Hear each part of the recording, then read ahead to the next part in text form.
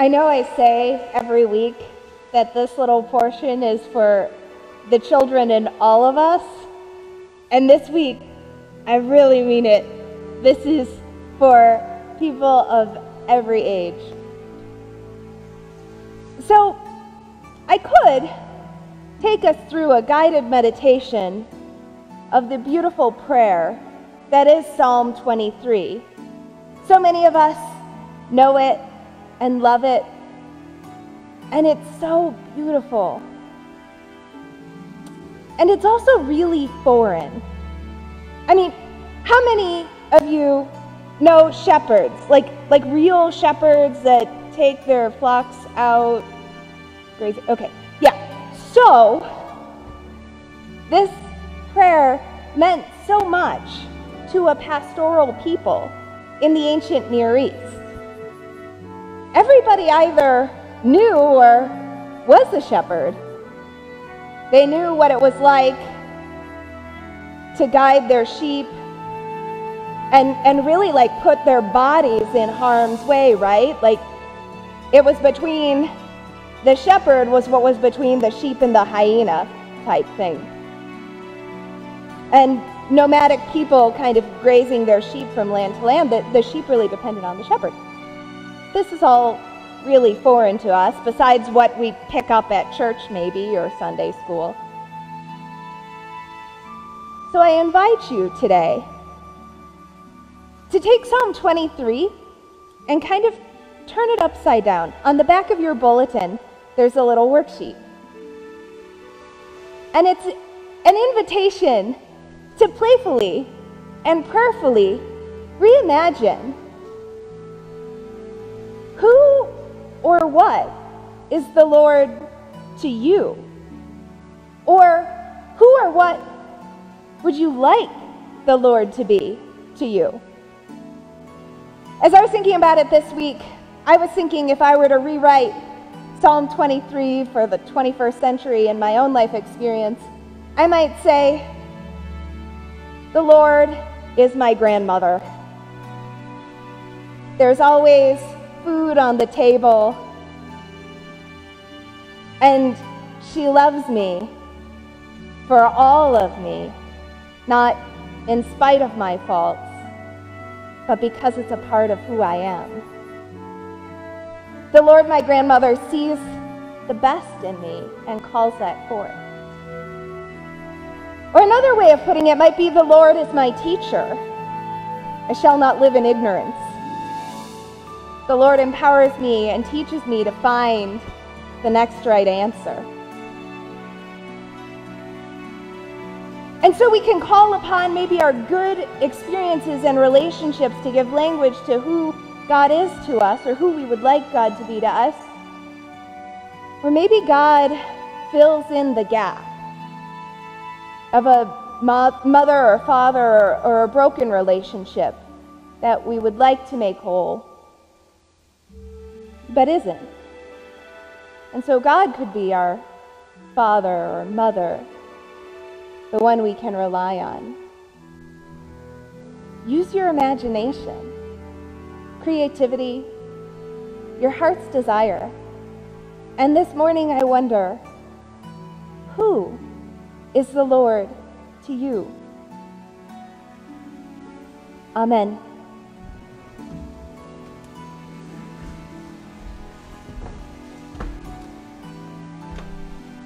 Because I'm a little bit competitive, just a little bit, I think it might be helpful to make a contest this week out of this. So I invite you to see if you can come up with a better metaphor for God than I can, or Jess can, or Kathy can. Seriously, all competition aside, I think it'd be a great practice for us as a congregation to take this as a spiritual opportunity to reflect on who God is for us. So maybe this sermon is boring and you feel like you want to tune out. You have my permission to fill in on that sheet if you prefer. Or if you just want to take some time, this is, oh, hey. You already did that at 8 o'clock. I invite you to take an opportunity to really take time to work with this tool. It's something Jessica created herself, so take the time, please. Every year on the fourth Sunday in Easter, the whole church, the whole church focuses on the figure of Christ as the Good Shepherd. And then the church struggles with the insinuated conclusion, are you saying that I'm a sheep? Sheep are smelly and stupid and hairy. Is that how God sees me? So what does it mean that Jesus calls himself the Good Shepherd? As just pointed out, his original listeners had the advantage of an agricultural context that allowed them to understand what he was getting at.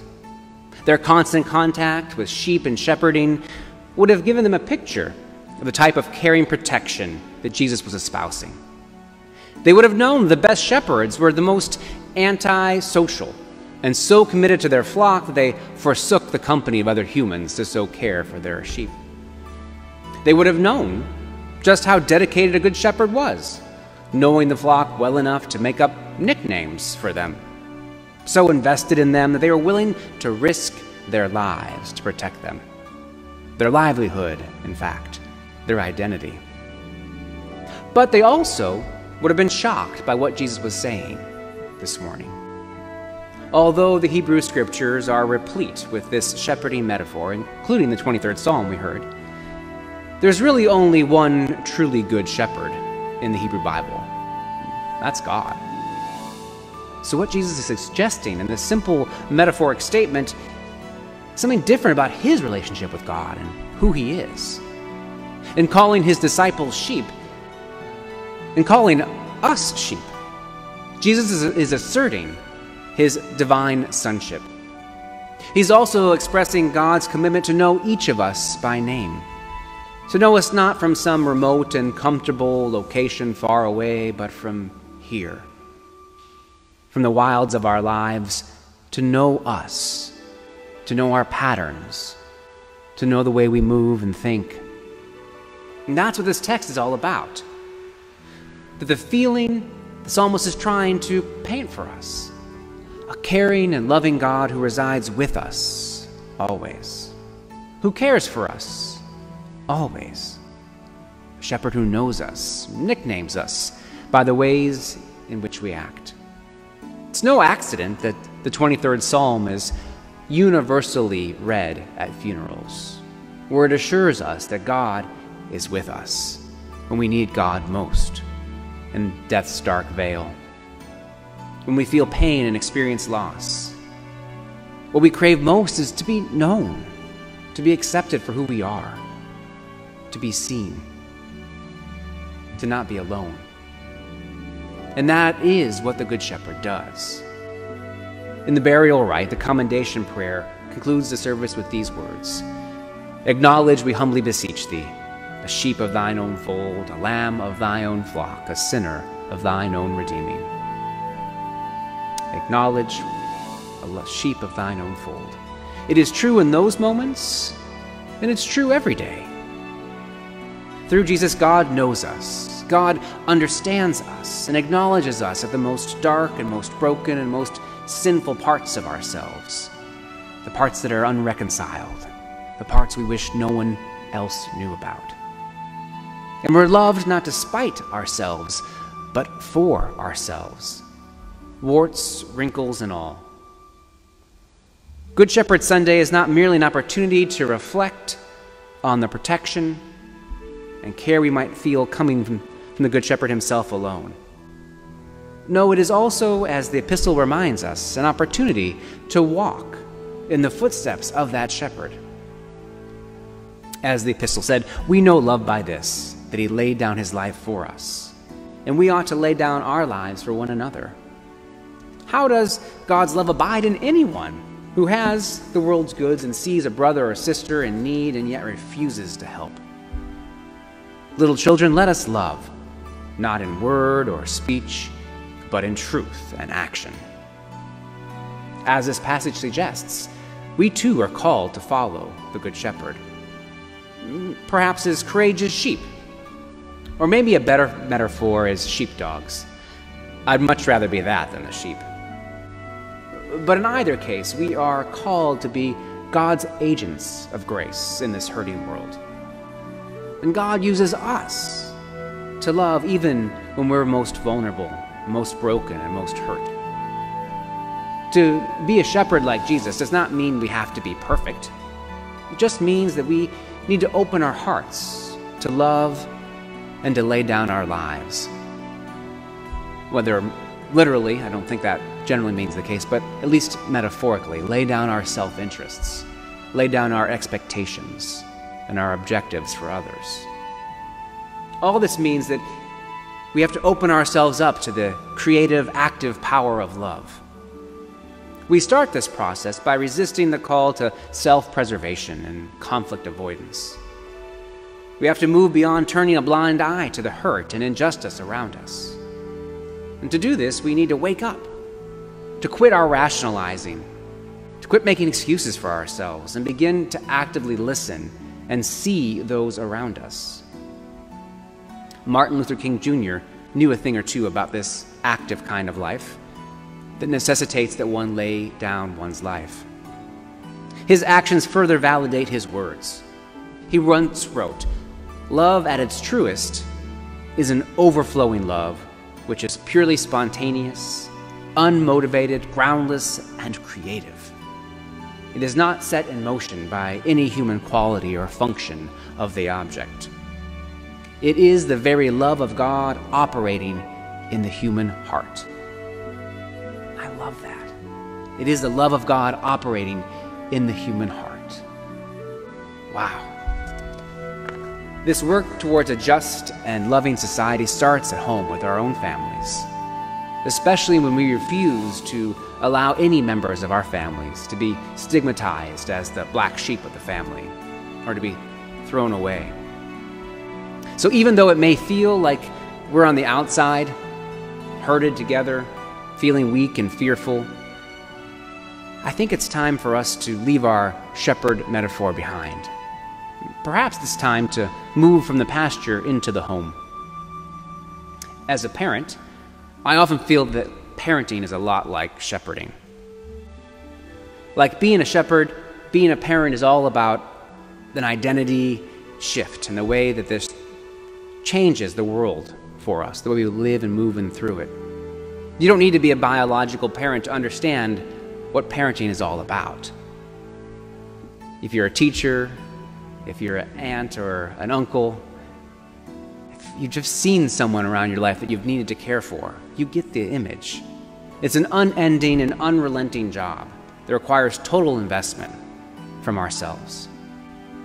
Like any loving parent, I wouldn't hesitate to lay down my life for my boys. But that's not the primary issue here. The real issue is the hard work of relationship, of really seeing and loving our children for who they are without any conditions or stipulations or expectations. Parenting is metaphorically knowing our child by name, even when we inextricably call them by their sibling's name. It's about spending time with them, opening our hearts to an overflowing love that is purely spontaneous, unmotivated, groundless, and creative.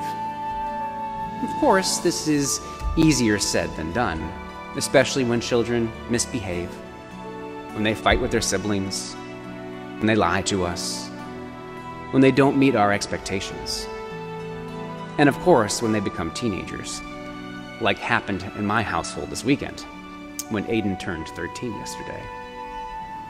But this is what being a parent is all about, yielding our images of a particular outcome to the organic realities of ourselves, the child, and the adventure of love itself. Like shepherding, parenting is much easier when the children cooperate, which is never a given. Nevertheless, like shepherding, it requires our all. But sometimes when you put the time and effort into really engaging with your children, it pays off. I remember a time when Aiden was about 4. He and I were baking together for a fundraiser to feed the hungry.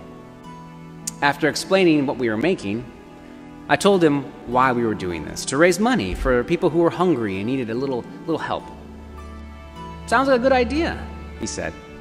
We got down to work, and after a little while, he paused after he'd cracked an egg into a mixing bowl and said, "Dad, do you have to go to other countries to see hungry people?" I think we sometimes think that ourselves. I said, no, Aiden, they're here, all around us. They're in our local community. You don't have to travel far at all to find someone who's hungry or hungry for our love. They're all around us. You just have to look. Just open your eyes. Honey, we're surrounded by hungry people whose bellies are growling and some whose hearts are churning. Everyone wants to be seen and cared for. Everyone wants to be known, even you and me. That's why it's a treat to be here in the kitchen baking with you. And it is a treat. When they turn 13, they don't want to spend time in the kitchen with you anymore. Aiden's question is precisely what Good Shepherd Sunday is all about.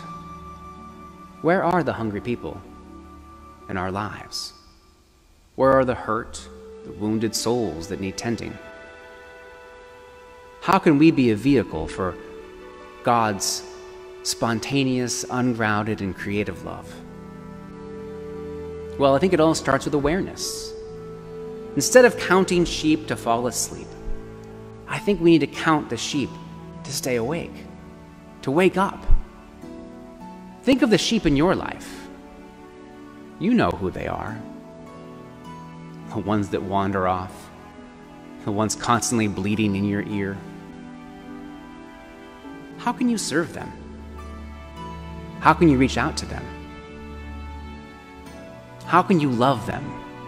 Not with a self-interested love that controls, but the love of God functioning in the human heart. This is what we're called to, not just to love with our own self-interested love, but the love of God operating in the very human heart. A love that requires us to yield our images of particular outcomes to the organic realities of ourselves, the other, and the adventure we call love itself. This is what Jesus is talking about. This is what we're called to do as those who follow him. So this morning, let me ask you, will you join me out in the pastures? Will you look and seek the lost? Will you lay down your self-interests and controlling feelings just to love? Amen.